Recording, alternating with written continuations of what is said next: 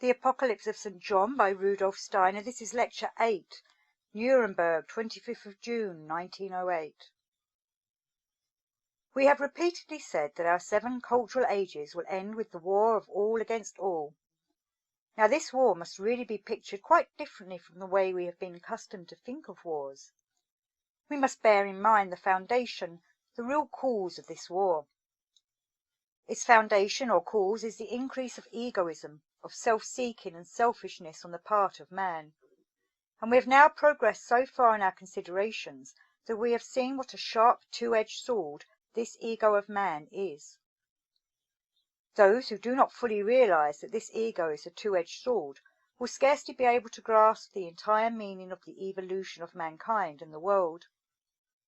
On the one hand, this ego is the cause that man hardens within himself, and that he desires to draw into the surface of his ego, his inner capacities, and all the outer objects at his disposal. This ego is the cause of man's directing all his wishes to the satisfaction of this ego as such. Its striving to draw to itself as its own possession a part of the earth which belongs to all, to drive away all the other egos from its realm, to fight them, to be at war with them, is one side of the ego. But on the other hand, we must not forget that it is the ego at the same time gives man his independence and his inner freedom, which in the truest sense of the word exalts him.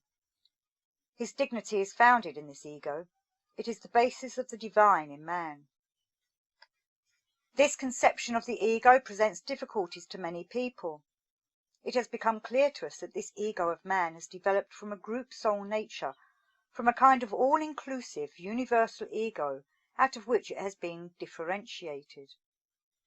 It would be wrong if man were to crave to go down again with his ego into some sort of universal consciousness, into some sort of common consciousness. Everything which causes a man to strive to lose his ego and dissolve it into a universal consciousness is the result of weakness. He alone understands the ego who knows that after he has gained it in the course of cosmic evolution, it cannot be lost. And above all, man must strive for the strength, if he understands the mission of the world, to make this ego ever more inward, ever more divine. True anthroposophists possess nothing of the empty talk which continually emphasizes the dissolution of the ego in a universal self, the melting into some sort of primeval gruel. True anthroposophy can only put forward as the final goal the community of free and independent egos, of egos which have become individualized. It is just this that is the mission of the earth, which is expressed in love, that the egos learn to confront one another freely. No love is perfect if it proceeds from coercion, from people being chained together. Only when each ego is so free and dependent that it need not love, is its love an entirely free gift. It is the divine plan to make this ego so independent that as an individual being in all freedom it can offer love even to God. It would amount to man being led by strings of dependence if he could in any way be forced to love, even if only in the slightest degree. Thus the ego will be the pledge for the highest goal of man. But at the same time, if he does not discover love, if it hardens within itself, it is the tempter that plunges him into the abyss. Then it becomes what separates men from one another, what brings them to the great war of all against all, not only to the war of nation against nation, for the conception of a nation will then no longer have the significance it possesses today, but to the war of each single person against every other person in every branch of life, to the war of class against class, of caste against caste, and sex against sex. Thus, in every field of life, the ego will become the bone of contention, and hence we may say that it can lead on the one hand to the highest, and on the other hand to the lowest. For this reason it is a sharp two-edged sword. And he who brought full ego consciousness to man, Christ Jesus, is, as we have seen, symbolically and correctly represented in the Apocalypse as one who has the sharp two-edged sword in his mouth. We have represented it as a high achievement of man that just through Christianity he has been able to ascend to this concept of the free ego. Christ Jesus brought the ego in all its fullness. Hence this ego must be expressed by the sharp two-edged sword, which you already know from one of our occult seals. And the fact that this sharp two-edged sword proceeds from the mouth of the Son of Man is also comprehensible, for when man has learned to utter I with full consciousness, it is in his power to rise to the highest or sink to the lowest. The sharp two-edged sword is one of the most important symbols met with in the Apocalypse. Now, if we understand what was said at the close of our last lecture, that after our present cultural age will follow the one that is characterized in the letters to the churches as the community of Philadelphia, we must particularly notice that from the sixth age will be taken those human souls who have to pass over into the following epoch. For after the war of all against all, as we have already said, there will be expressed in man's features all that is in our age being prepared in men's souls. The so-called seventh age will be of very little importance. We are now living in the fifth age of culture, then follows the sixth, from which will proceed a number of people full of understanding for the spiritual world, filled with the spirit of brotherly love, which results from spiritual knowledge. The ripest fruit of our present culture will appear in the sixth age, and what will follow will be what is lukewarm, neither warm nor cold. The seventh age is something like an overripe fruit, which will outlast the war of all against all, but contain no principle of progress. This was the case also when our culture originated. Let us think of the time before the Atlantean flood. We have said that it was in the last third of the Atlantean epoch, which men experienced on the land now covered by the Atlantic Ocean, when a small group was formed in the neighborhood of the present island, which had reached the highest stage of Atlantean civilization, and this group then migrated to the east, whence all later cultures have proceeded. Let us keep this clearly in mind. Let us think of this portion of the earth which now forms the ocean west of Ireland. Let us think of a migration of people starting from there and going towards the east, and from it a number of tribes proceeding, which then populate Europe. All that is contained in the population of Europe originated in this way. The most gifted portion of the Atlanteans migrated towards Central Asia. From there proceeded the various cultures up to our own, as we have described. So we see that our present culture originated in a small group of Atlanteans.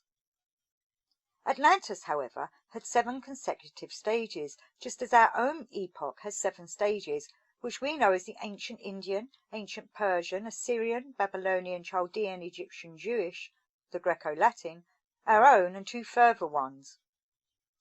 It was in the 5th stage when this migration began, so that the specially chosen population of Atlantis, which lies at the foundation of our culture, is taken from the 5th Atlantean race. For in Atlantis we may speak of races. A 6th and a 7th followed. These were, so to speak, the lukewarm races. They also survived the Great Flood, but there was no living, burgeoning force in them. They were related to the 5th Atlantean culture somewhat as the bark, which is lignified and hardened, is related to the sappy stem. Thus these 2 races, which followed the actual root race, were incapable of developing. They were overripe, so to speak.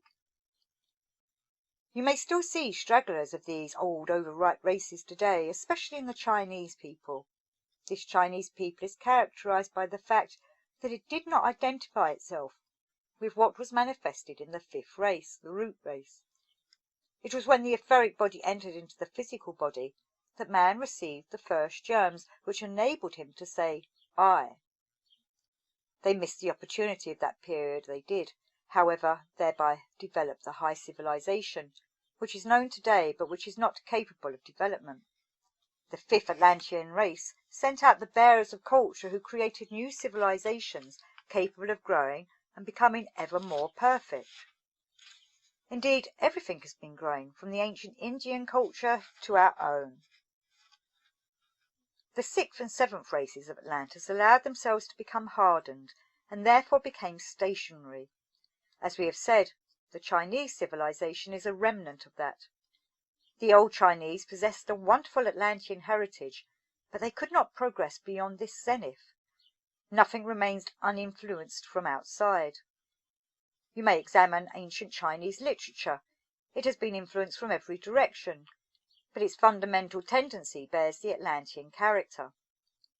This self-completeness, this capacity of making discoveries and going no further, never taking them beyond a certain stage, all this proceeds from the character of Atlantis.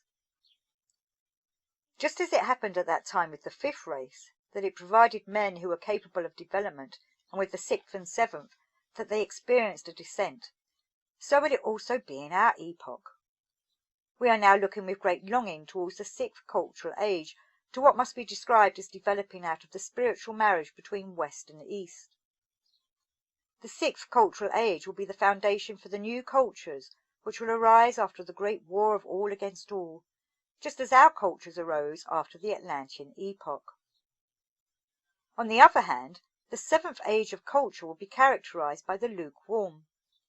This seventh age will continue into the new epoch, just as the sixth and seventh races of the Atlantean epoch continued into our epoch as races hardened and stiffening. After the war of all against all, there will be two streams in mankind. On the one hand, the stream of Philadelphia will survive, with the principle of progress, of inner freedom, of brotherly love, a small band drawn from every tribe and nation, and on the other hand the great mass of all those who will be lukewarm, the remains of those who are now becoming lukewarm, the stream of Laodicea. After the great war of all against all, gradually the evil stream will be led over to good by the good race, by the good stream. This will be one of the principal tasks after the great war of all against all, to rescue what can be rescued from those who after the great war will only have the impulse to fight one another and allow the ego to express itself in the most external egoism. Such things were always provided for in advance in the spiritual guidance of mankind.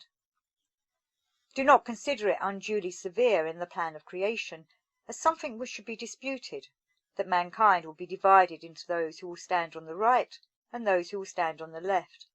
Consider it rather as something that is wise in the highest degree in the plan of creation. Consider that through the evil separating from the good will receive its greatest strengthening. For after the great war of all against all, the good will have to make every possible effort to rescue the evil during the period in which this will still be possible. This will not merely be a work of education, such as exists today, but occult forces will cooperate. For in this next great epoch men will understand how to set occult forces in motion. The good will have the task of working upon their brothers of the evil movement. Everything is prepared beforehand in the hidden occult movements, but the deepest of all occult cosmic currents is the least understood. The movement which is preparing for this says the following to its pupils: Men speak of good and evil, but they do not know that it is necessary in the great plan that evil too should come to a peak, in order that those who have to overcome it should, in the very overcoming of evil, so use their force that a still greater good results from it. The most capable must be chosen and prepared to live beyond the period of the great war of all against all, when men will confront those who bear in their countenances the sign of evil. They must be so prepared that as much good force as possible will flow into mankind. It will still be possible for those bodies which are to a certain extent soft to be transformed after the war of all against all by the converted souls, by the souls who will still be led to the good in this last period. In this way much will be accomplished. The good would not be so great a good if it were not to grow through the conquest of evil. Love would not be so intense if it had not to become love so great as to be able even to overcome the wickedness in the countenances of evil men. This is already being prepared for, and the pupils are told, "Therefore you must not think that evil has no part in the plan of creation. It is there in order that through it may come the great good." Those who are being prepared in their souls by such teachings, so that in the future they will be able to accomplish this great task of education, are the pupils of the spiritual stream called the Manichaean school. The Manichaean teaching is generally misunderstood. When you hear anything or read something about it, you find merely phrases. You may read that the Manichees believe that from the very beginning of the world there have been two principles, good and evil. This is not so. The teaching of the Manichees is what we have just explained. By the name Manicheeism should be understood this teaching and its development in the future, and the pupils who are so led that they can accomplish such a task in future incarnations. Manes is that exalted individuality who is repeatedly incarnated on the earth, who is the guiding spirit of those whose task it is to transform evil. When we speak of the great leaders of mankind, we must also think of this individuality who has set himself this task. Although at the present day this principle of Manes has had to step very much into the background because there is little understanding for spiritual work, this wonderful and lofty Manichean principle will win more and more pupils the nearer we approach the understanding of spiritual life. Thus you see how present-day mankind will pass into the new epoch beyond the war of all against all, just as that root race of the Atlanteans lived over into our epoch and founded our cultures. After the great war of all against all, mankind will develop in 7 consecutive stages. We have already seen how what is said concerning the opening of the 7 seals in the Apocalypse of John gives us the character of the 7 consecutive cultures after the Great War. Then, when these cultures, which can only be seen by the initiates in the astral world and in its symbolism, have run their course, a new period will begin for our earth development in which, again, new forms will appear. And this new period, which will follow the one just described, is symbolized in the Apocalypse of John by the sounding of the 7 trumpets. Just as the epoch after the great war of all against all is characterized by the 7 seals, because the seer can only see it today from the astral world, so by the sounding of the trumpets is characterized the stage of culture which follows that, because man can only perceive it from the true spiritual world where the tones of the spheres sound forth. In the astral world, man perceives the world in pictures, in symbols, in devachan. He perceives it in inspiring music. And in this devachan is contained the climax, as it were, of what is revealed concerning what follows the great war of all against all. Thus, if we represent it in a diagram, we have our 7 ages of culture in the space between A and B, so that we have the ancient Indian culture as the first, the ancient Persian as the second, the Assyrian, Babylonian, Chaldean, Egyptian, Jewish as the third, the Greco-Latin as the fourth, and our own as the 5th stage of the post-Atlantean epoch. The figure 4 would be the Atlantean epoch, A, the great flood by which this comes to an end, and B, the great war of all against all. Then follows an epoch of 7 stages, C6, which is represented by the 7 seals, and after this another, C7, also containing 7 stages, represented by these 7 trumpets. And then we reach the boundary of our physical earth development. Now the Atlantean civilization, 4, which preceded our own, 5, was also preceded by others, for our own, which follows the Atlantean, is the 5th stage on our earth. 4 stages of civilization preceded it, but we can scarcely call the first a stage of civilization. Everything was still delicately etheric and spiritual, in such a condition that if it had developed further in this way, it would not have become visible at all to sense organs such as ours.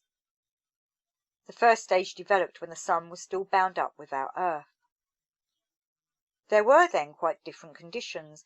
One could not speak of anything which looked like the objects now surrounding us. Then followed a stage characterized by the sun separating. Then one characterized by the moon leaving the earth. This was the 3rd stage, which we call the ancient Numerium.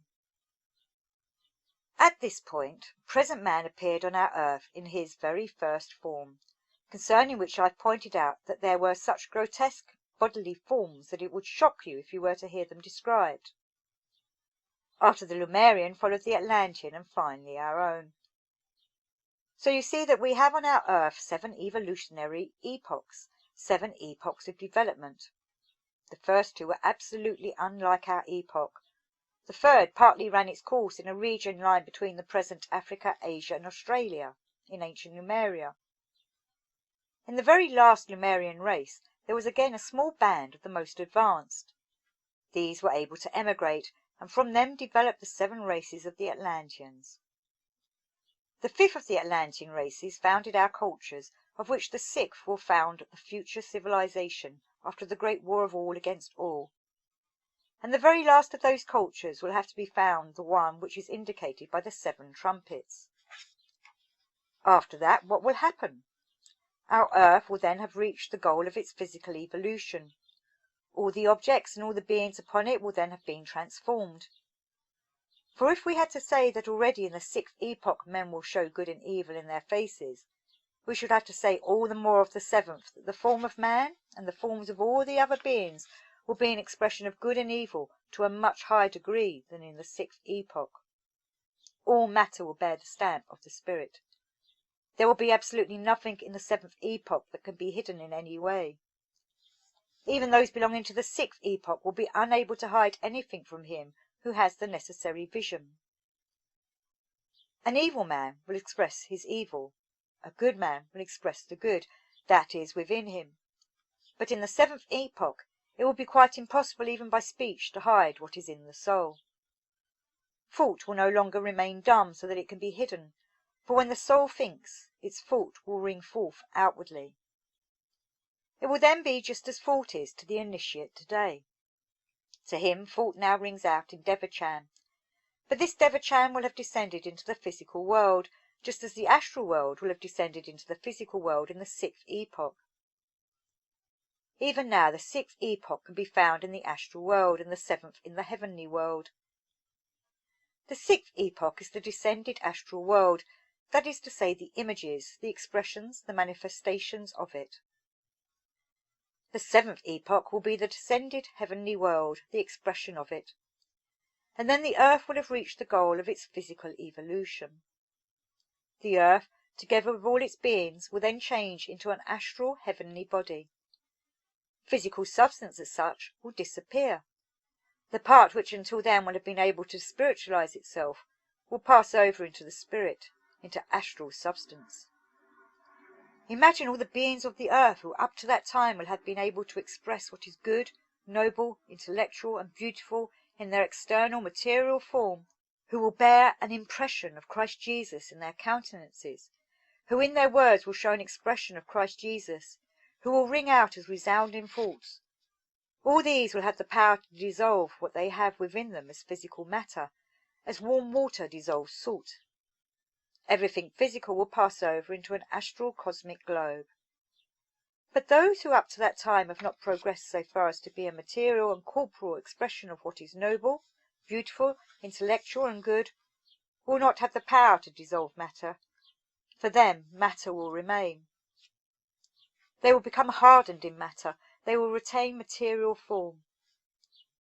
At this point in the earth's evolution there will be an ascent into the spirit of forms, which will live in the astral, and which will separate from themselves another material sphere, a sphere which will contain beings unfit for the ascent because they are unable to dissolve the material part. In this way our earth will advance towards its future. Through the souls gradually refining matter from within, the substance of the earth will become more and more refined until it receives the power to dissolve. Then will come the time when the insoluble part will be ejected as a separate globe. In the course of 7 ages, what has hardened itself in matter will be driven out, and the power which drives it out will be the opposite force to the one which will have forced the good beings upwards. What, then, will lead to the dissolution of matter? The power of love gained through the Christ principle.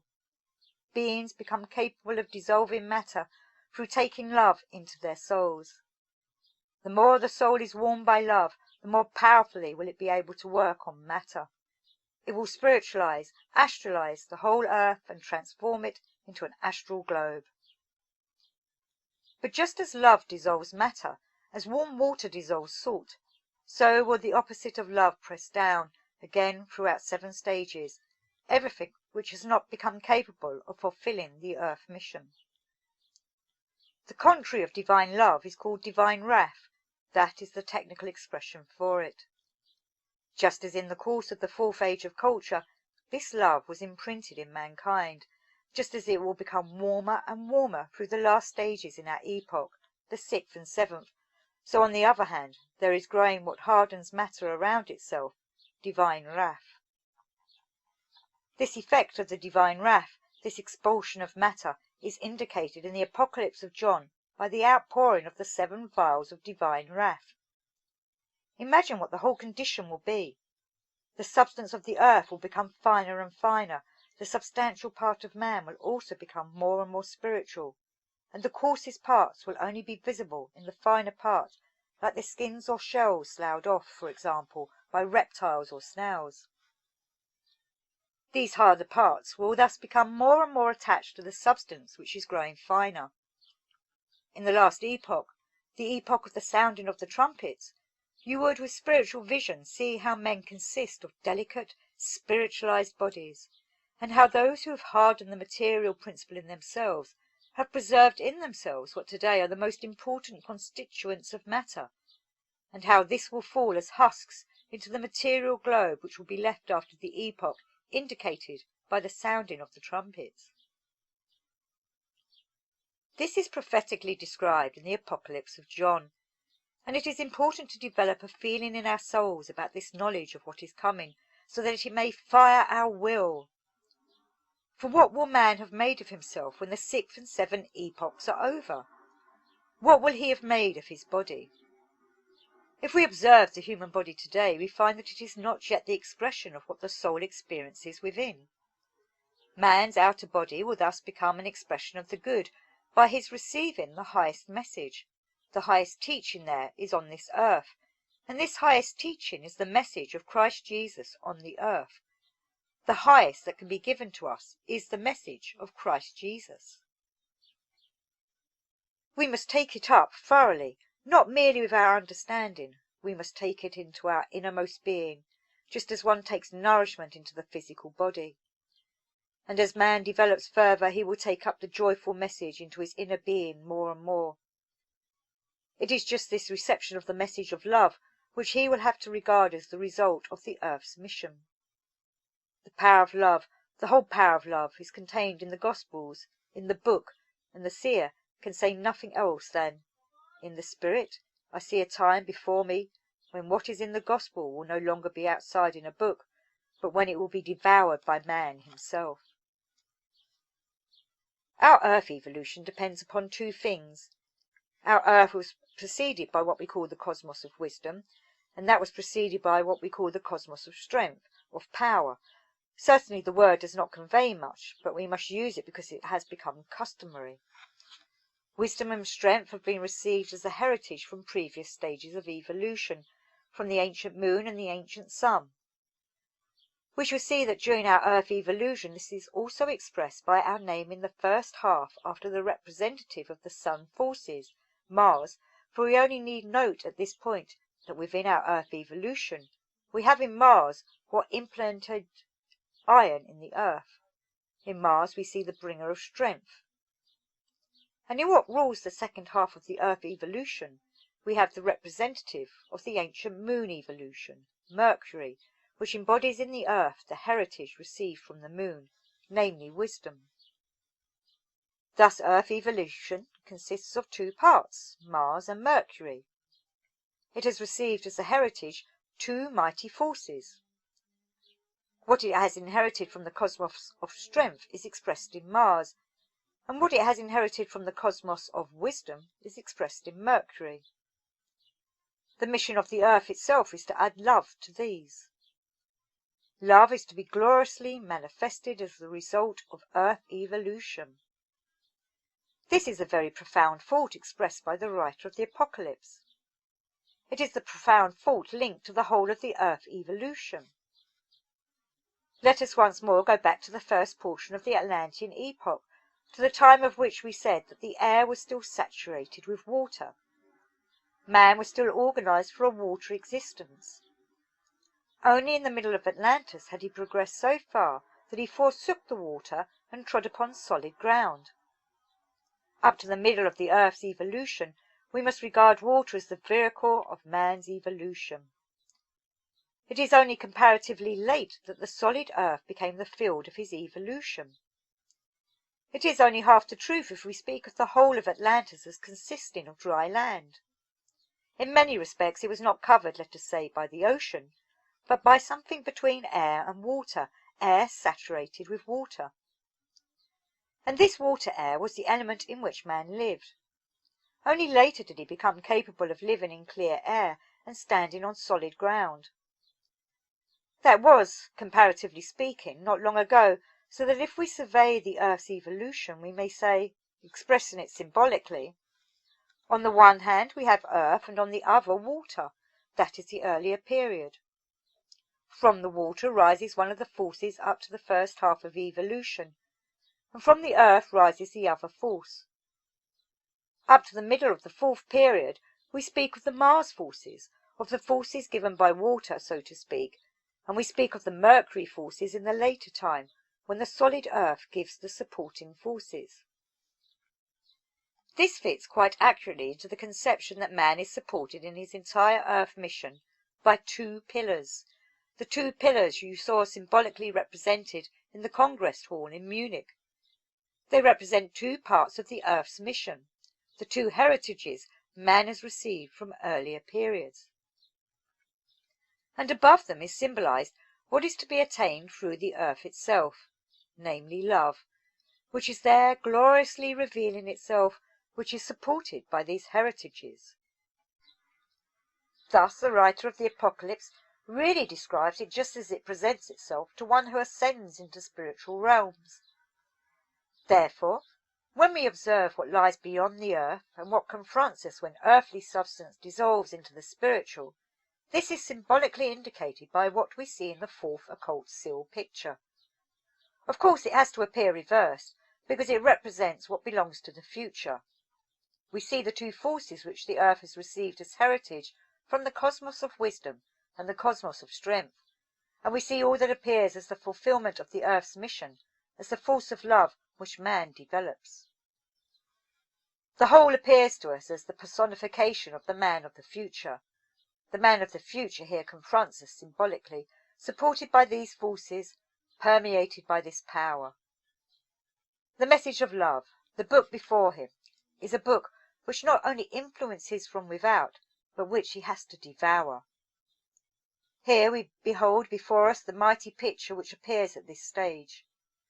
And I saw another mighty angel, that is a being who is presented thus, because he is already above the present man, descend from the spiritual spheres, that is how it is seen by the seer, clothed with a cloud, and his countenance was as it were the sun, and his feet as pillars of fire. These are the two forces of which we have spoken, which the earth has received as a heritage. And he had in his hand a little book open, and his right foot was set upon the sea, and his left upon the earth. And I said unto him, Give me the little book. And he said unto me, Take it, and eat it up, and it shall make thy belly bitter, but in thy mouth it shall be sweet as honey. And I took the little book from the hand of the angel, and ate it up, and it was in my mouth sweet as honey. Here we have the feeling arising in the seer when he directs his gaze to the point when the earth passes from the physically material into the astrally spiritual, when the earth mission is attained. And when the seer sees this, he learns what is really connected with this message of love, which entered in as an impulse in the fourth age. He learns even in his present life, as the apocalyptist learnt, what bliss is, and the bliss that may lie before mankind. But he learns it in his present body, for if a being wished to live with man, however high he might be, he would be obliged to incarnate in the flesh. And in many respects, the present body, just because it offers the spirit the possibility of rising high, gives also the possibility of suffering. While therefore the soul is able to ascend, the soul of the seer, described by the apocalyptist, into spiritual regions in order to receive the gospel of love, and in spirit is able to feel the bliss sweet as honey, yet the seer lives in a present-day body, and in accordance with this he must say that the ascent produces in the present body the antithesis of that bliss in many respects. He expresses this by saying that Although the little book is at first sweet as honey, it gives him severe pains in the belly when he has swallowed it. But this is only a small reflection of being crucified in the body. The higher the spirit rises, the more difficult it is for it to dwell in the body, and this is the symbolical expression for these pains, being crucified in the body. Thus we have briefly sketched what will happen in our earth evolution, what lies in front of man in his earthly evolution. We have arrived at the point where man is changed into an astral being, when the best parts of the earth disappear as physical earth, and pass over into the spiritual, when only something like an isolated portion will, through the divine wrath, fall into the abyss. And we shall see that even then the last stage, at which salvation would no longer be possible, has not yet been reached, although what is in the abyss is pictured by the most frightful symbols, by the 7-headed and 10-horned beast, and by the 2-horned beast.